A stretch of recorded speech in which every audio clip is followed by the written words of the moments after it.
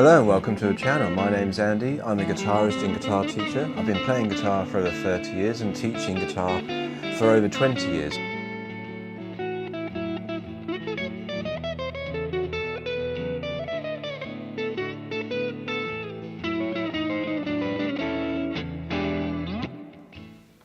Hi, welcome to the channel. My name's Andy. In this lesson I'm going to show you a blues turnaround. So when we have our 12-bar blues sequence, so whether using the power chord kind of riffs I showed in another video, these kind of things, or playing open chords, dominant 7 chords,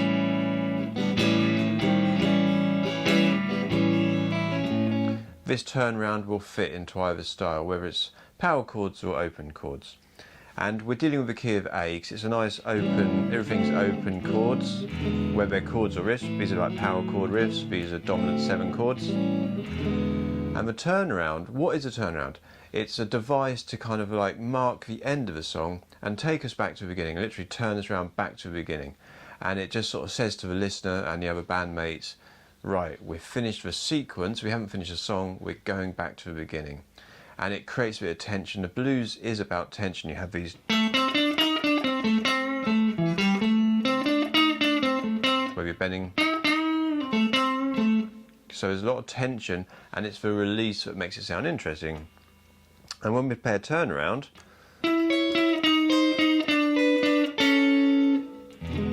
you get those kind of tense notes, but it's released to get back to a chord to resolve at the end, to take us back to the beginning. But the whole ethos of blues music is that there's tension and stuff. It's not, there's dissonance. There's things that sound slightly wrong, in inverted commas, but that's what makes it sound interesting. If everything sounds right all the time, it's pretty boring. So we want to make the tension.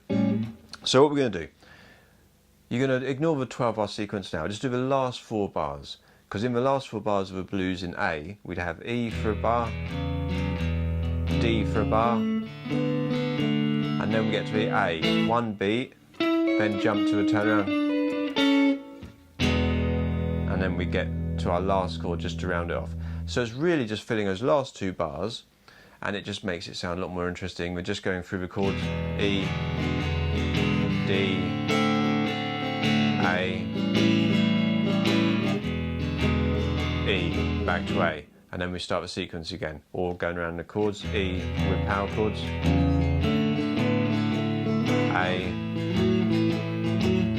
E, back to A to start the beginning.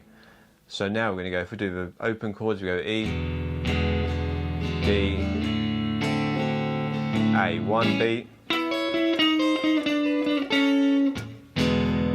So I intentionally slow down a little bit to show where it fits in. The power chords, the last 4 bars, we've got E, D, A. And it sounds really cool, gives you a definite end, takes you back to the beginning. It could also be the intro to the song, could also be the ending of the song. We could start right down.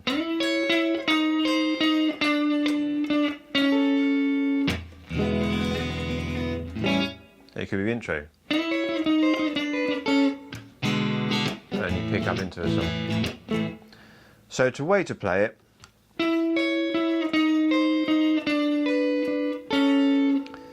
we're just going to keep this one shape with our 2 fingers, middle finger and 3rd finger, on the 9th fret on the G and E string. With our right hand, if we do all picks for now, the most accurate way to pick it is to go down, up, down. And those 3 beats are in 1 bar. They're called a triplet. 1 and you can have 1 and Then just slide back 1 fret to the 8th fret. Slide back 1 more to the 7th fret. And then the last one, we change shape. So this middle finger slides down to 6. We take our 3rd finger off, swap it our 1st finger. And we're picking those notes at the same time. So to pick the pick that on top, that one's muted, either resting this finger across it or the tip of this finger. Or we can bar this finger across it to make sure we get a nice little chord. So we've gone 9, slide back to 8, 7, and then we want 6 and 5, those 2 together. Or we can do down, up, down, down, up, down, down, up, down. Remember last one, we go pick on the G string, middle finger for the E string. So it's a mixture of pick and fingers. And then we want to go into our E7 chord just to round it off. You could also pick out all as downstrokes, but it's a little bit more, I think it's less accurate picking downstrokes when you're jumping across the strings. It's a little bit, to me it feels a bit harder. I think it's nicer to pick down, up, down, up. Find what works for you. If you've just started, just down, down, down, down. We want 3 notes in each beat. If you're struggling to get the 3 notes into a beat, think of a word with 3 syllables, like sausages or Liverpool. Sausages, sausages.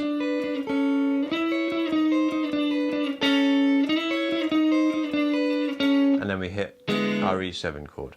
So we've gone through the sequence, we've gone E, D,